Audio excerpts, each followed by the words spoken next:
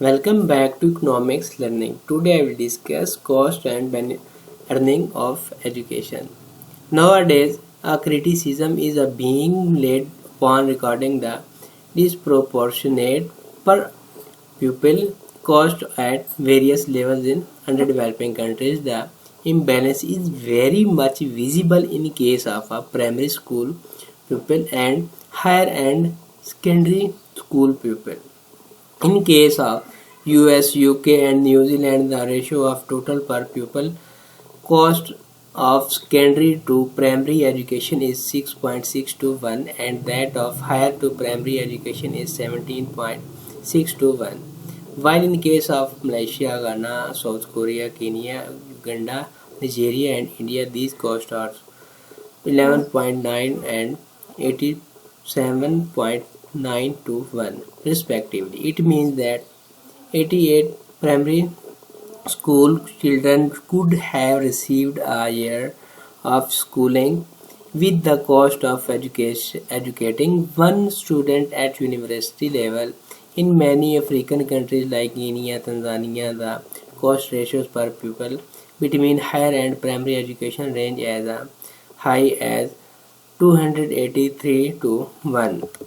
Since in over half of the world's developing countries the ratio of the student in primary schools to student in higher education is above 100 to 1 while it is 10 to 1 in developing countries. It means that lower developing countries spend large proportion of their educational budget on very small proportion of their students enrolled in universities and professional schools. For example, in 1985, it was estimated that in lower developing countries, 6% of students attending higher education received almost 40% of resources public educational expenditure. In Africa, less than 2% of the students who go to universities received over 35% of public expenditure. In Latin America, 12% of the students received 42% of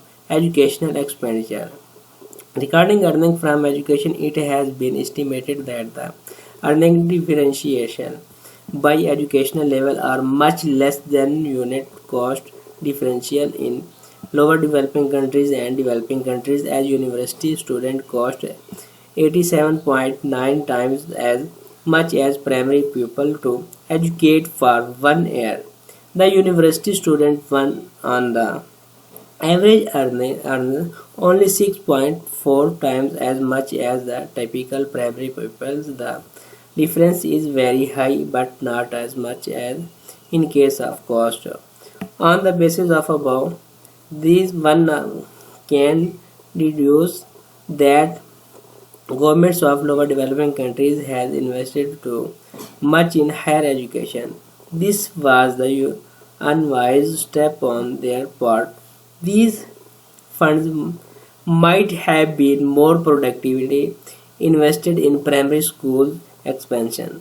But this does not mean that in future same cost and benefits situation will prevail. It would depend upon employment prospects of various educational groups. Some studies which have been made in 1970 and 1980s reveal that both the private and social rate of return to investment in education were the higher at the primary level regardless of the number of the students. But the economists like Behrman and Birdsall are the view that it is the quality of education, that is the quality of teaching facilities and curricula, and not its quantity alone. Years of schooling should be used to explain the differential in earning and productivity. It means that governments of lower developing countries should pay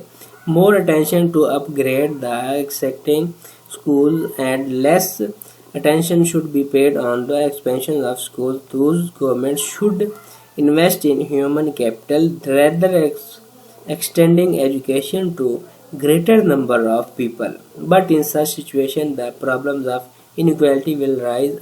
Situation against universalization of education.